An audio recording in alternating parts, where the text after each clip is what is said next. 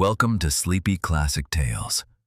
Today we listen to a calm summary of a story about gratitude, guilt, and how easily a life can fall out of balance. The Foundling, written by Heinrich von Kleist and published in 1811. In a time of great unrest, a wealthy merchant travels through northern Italy with his wife. Plagues and wars have unsettled the cities. Many people are fleeing, and the roads and inns are filled with fear and mistrust. The couple, too, is on the move in search of safety. During this journey, they encounter a child. The boy is alone, sick, frightened, abandoned, or lost. No one knows for certain. He lies by the roadside, feverish, closer to death than to life. Most travelers pass him by. In such times, compassion is a risk. But the merchant stops. Against his wife's advice, he takes the boy with them. He has him cared for, nursed, restored to health. The boy survives and remains. From a stranger, he becomes a foundling, taken in out of compassion, without demand, without safeguards. The merchant gives him a name and treats him like a son of his own. The boy grows up in the merchant's household. He learns, receives clothing, a roof over his head, protection, and food. Outwardly, it appears to be a story of successful humanity.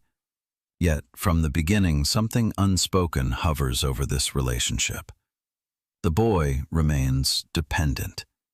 His place is granted, not self-evident. The merchant is convinced he has done the right thing. He sees in his act a gesture of kindness, perhaps even of providence. His wife, however, remains reserved. She observes the boy closely. His gaze, his silence, his manner of adapting seem to her not childlike, but calculating. The foundling grows older. He learns quickly. He understands how the household functions, how the people within it think, how expectations are fulfilled. He is obedient, attentive, almost too attentive. He shows gratitude, yet it appears cool, not warm, as though he has learned what must be shown in order to remain. Over the years, the balance shifts. The boy is no longer a child. He begins not only to accept his place, but to claim it. Small gestures, barely noticeable, reveal a new sense of entitlement. A glance too long, a word at the wrong moment. Things one might easily overlook, and yet they announce something. The merchant notices little of this.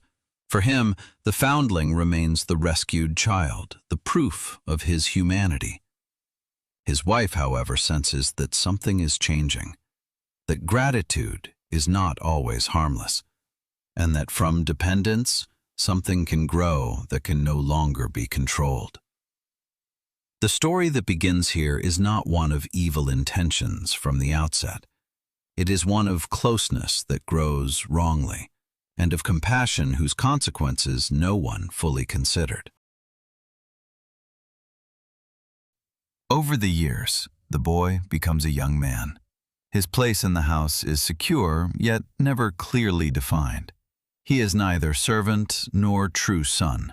This ambiguity accompanies him daily and shapes his conduct. He moves confidently between proximity and distance, always careful not to demand too much, and yet always taking a little more than is explicitly granted. The merchant continues to treat him kindly. He trusts him, assigns him responsibilities, allows him to take part in the business. To him, the foundling proves that a good deed can bear fruit. He does not see how the relationship gradually shifts. His wife sees it clearly. She observes how the foundling steers conversations, how he listens without speaking much, how he recognizes moods and uses them. He rarely contradicts, yet when he does, it is done skillfully, almost casually. His restraint appears modest, and precisely in that lies its effect. A quiet tension settles over the house. The foundling begins to comment on the merchant's decisions, to ask questions, to make suggestions. Never openly challenging, always in the tone of gratitude. Yet with each remark, a small portion of authority shifts. The merchant perceives this as a sign of maturity. His wife perceives it as a crossing of boundaries. She attempts to warn her husband. Carefully, without reproach, she suggests that the foundling does not merely receive, but directs, that his gratitude carries something cold. But the merchant dismisses these concerns. He considers them mistrust, perhaps even ingratitude toward fate. The foundling notices these conversations. He hears more than one would expect, and he understands that he is being observed. From that moment on, his behavior toward the wife changes. He becomes more polite, more attentive, almost submissive. His attention now focuses more strongly on her, not openly, but in small gestures. This closeness is unsettling. The wife senses she is being drawn into something she cannot control. The foundling seeks her acknowledgement, but not as a son seeks his mother's. Rather differently, expectant, demanding without saying so. At the same time, his influence in the house grows. Servants turn to him first. Decisions are discussed with him. The merchant welcomes this development. To him, it is the natural course of things. To his wife, it is a sign that something has taken on a life of its own. The foundling is no longer merely the rescued child. He begins to see himself as part of the house, not as a guest, but as someone entitled to something. And in that claim lies the seed of what can no longer be stopped. The foundling has secured his place and begins to use it. His role in the house is now firm enough not to be questioned, and that grants him room to maneuver. He appears more self-assured, without abandoning the facade of gratitude. Everything he does seems justified, reasonable, almost necessary. The merchant increasingly relies on him. Business matters, agreements, decisions. The foundling is involved everywhere. He knows the routines, the weaknesses, the habits. He knows when his foster father will yield and when he must be persuaded. This closeness appears to the merchant as the success of his good deed. He sees maturity and responsibility. His wife sees something else. She notices that the foundling deliberately seeks proximity, not only to her but to everything that promises influence. He speaks with servants, inquires about past events, listens attentively when earlier times are discussed. Nothing seems indifferent to him. Everything is stored away. Between him and the wife, an unspoken tension arises. He seeks her attention, her approval, her gaze. His words are polite, his tone respectful, yet his presence is intrusive. She feels observed, examined, as though she must constantly expect to make a mistake. And she notices that her husband does not perceive this change. An incident clarifies the situation. In the merchant's absence, the foundling makes a decision, a small matter, seemingly harmless, yet it crosses a boundary. When the merchant learns of it, the foundling defends his action calmly and convincingly. He speaks of responsibility, necessity, trust. The merchant sides with him. The wife remains silent. She senses that open contradiction would place her at a disadvantage. The foundling has learned to steer situations so that criticism of him appears as ingratitude. Whoever questions him questions the merchant's original act. This realization isolates her. The foundling uses that isolation. His closeness intensifies. His gestures become clearer. He seeks conversation, asks personal questions, shows interest that is no longer unequivocal. The wife feels pressed, without being able to name anything concrete. Everything happens within permitted forms, and precisely therein lies the danger. The foundling has learned that power does not arise from open violence, but from dependence, from silence, from the exploitation of trust. He knows he need not attack. He only needs to wait. And while the merchant believes he has created a house of order and gratitude, something is growing within it that has long since escaped that order. The tension in the house is now openly perceptible, even if no one speaks of it.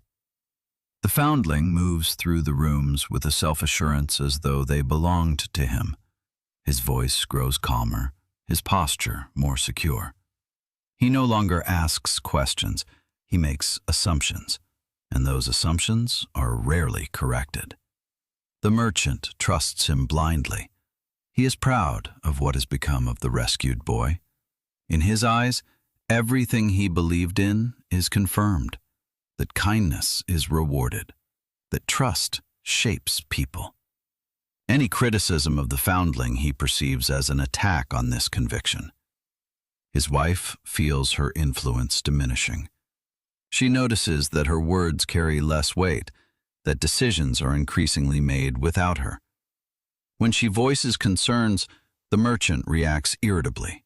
He accuses her of unfairness, prejudice, perhaps even jealousy. The foundling remains silent in these moments, and that silence strengthens his position, for it makes him appear innocent. Between the wife and the foundling, a quiet conflict emerges. He deliberately seeks situations in which they are alone. His closeness is controlled, almost courteous, and yet it crosses boundaries. A gaze held too long, a sentence that remains ambiguous, a step taken too near. The wife withdraws. She attempts to create distance, yet the foundling grants her no space. He does not interpret her reserve as rejection, but as a challenge. His attention intensifies, his behavior grows more determined. And always he remains within forms that cannot openly be reproached. A decisive moment arrives when the foundling reports to the merchant an alleged misconduct of his wife. Nothing concrete, only hints, doubts, questions that sound like concern. The merchant is unsettled. For the first time, he begins to see his wife differently. The foundling presents himself not as accuser, but as someone who wants only what is best for the house. This reversal is fatal. The wife realizes she has lost control, that the foundling has not only gained influence, but altered the perception of reality. Her words suddenly seem in need of explanation. His silence, by contrast, appears credible.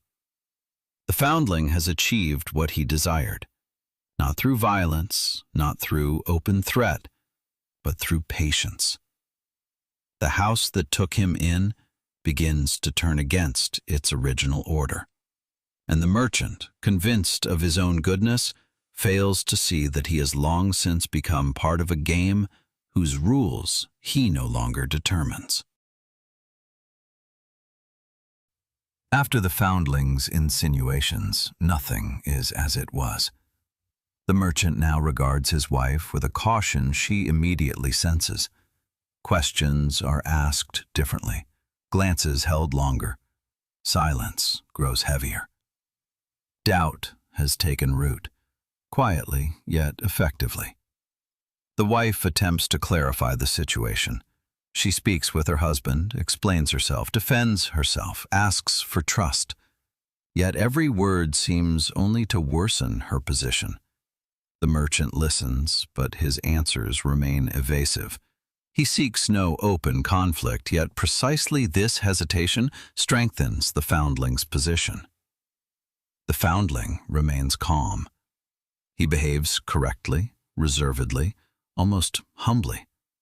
He takes on tasks, shows responsibility, avoids any open closeness to the wife.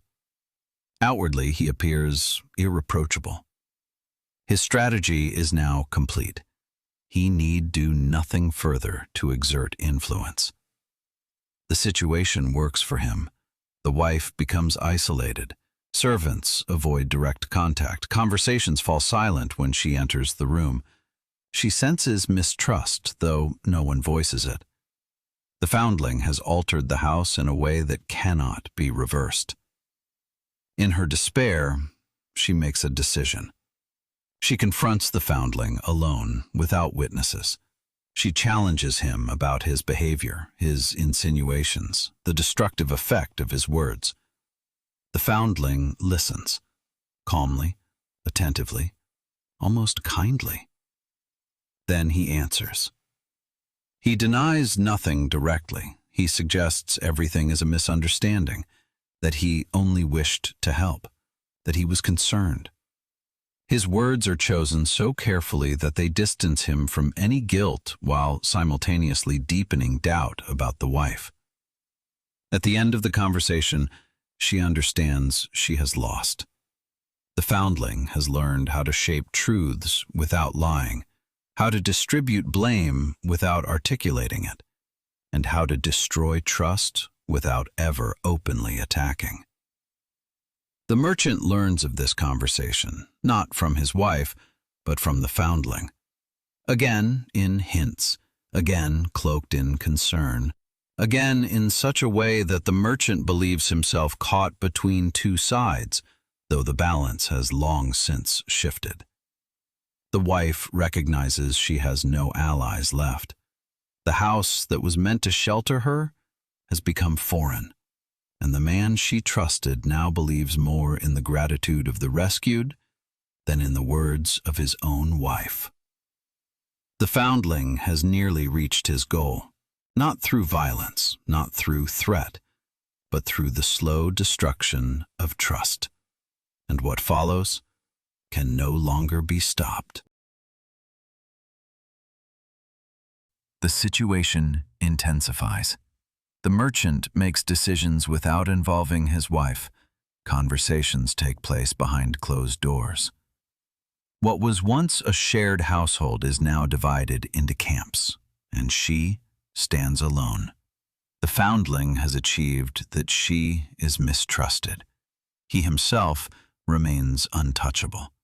His demeanor is calm, almost exemplary. He works reliably, speaks respectfully, appears concerned for peace in the house. For the merchant, he has become indispensable. In him, he sees order, reason, stability. The wife realizes she must act. She makes one final attempt to reach her husband. She speaks openly, urgently, without circumlocution. She warns him about the foundling, about his influence, about the way he steers perception. But her words now sound like justifications, like evasions, like fear. The merchant listens and does not believe her. He is convinced her reservations stem from jealousy, from insecurity, perhaps even from guilt. The foundling has prepared this interpretation without ever stating it, and now it takes hold. The consequence is harsh. The merchant decides to send his wife away. Not openly cast out, not punished, but removed. He presents it as a necessary measure to restore calm, as protection for the house, for all concerned. For the wife, it is the end. She understands that she has lost her position, her influence, and finally, her home. Not through a single act, but through a succession of small shifts, through silence, doubt, carefully placed insinuations. The foundling remains.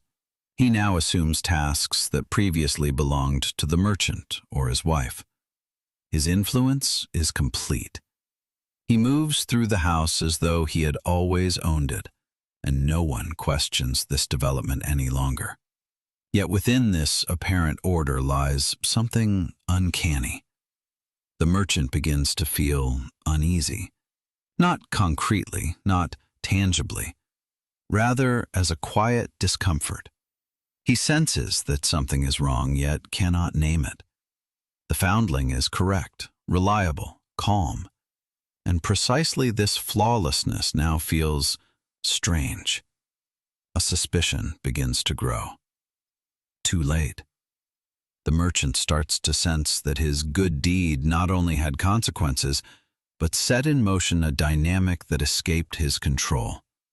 That gratitude does not always mean humility, and that power often arises where one least expects it. But the realization comes late, perhaps too late, for the foundling has long since achieved what he set out to achieve, and the house is now a different place from where everything began. The merchant is left alone with his doubt. The order he believed he had created now feels fragile. The foundling continues to move confidently through the house, fulfilling his duties, speaking respectfully, showing no trace of guilt. Yet precisely this calm begins to unsettle the merchant. He begins to look more closely. Small contradictions catch his attention. Conversations the foundling remembers differently. Decisions supposedly made in his interest that he does not recall making. The thought presses in that he may have been guided, not openly, not roughly, but step by step. This realization shakes him. He understands that his original act of compassion had consequences he never considered. That he gave the foundling not only protection, but power, and that this power can no longer be withdrawn. When at last there is an open confrontation, the foundling remains calm. He denies nothing and confesses nothing. His answers are precise, factual, unassailable. Everything that happened suddenly appears logical, as though he merely did what he had been permitted to do. The merchant realizes he has no recourse. What he created has escaped his control. The foundling is no longer a guest, no longer dependent.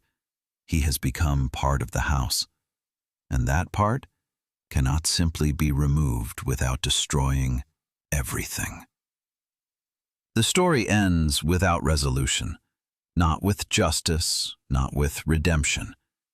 It ends with the insight that good intentions do not protect against destructive consequences, that compassion carries responsibility, and that closeness, when it grows wrongly, can be more dangerous than open enmity.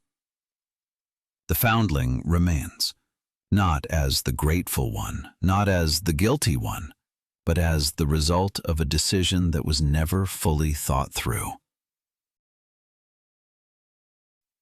And with that, our story for today comes to an end.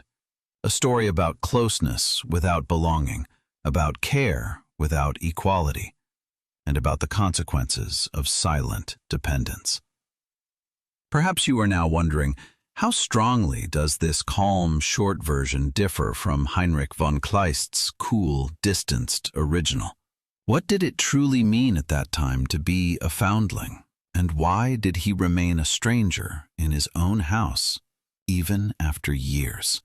And how typical of its era is this story, considering that help was then regarded as grace, not as the beginning of belonging? We explore these and other questions in our accompanying book, Golden Pages, Volume 2. There, we place the foundling in its historical and psychological context and show why Heinrich von Kleist, with this narrative, describes an order that appears correct and precisely for that reason feels so disturbing. You will find the link in the description. And if you like, we will listen together again tomorrow on Sleepy Classic Tales. Good night.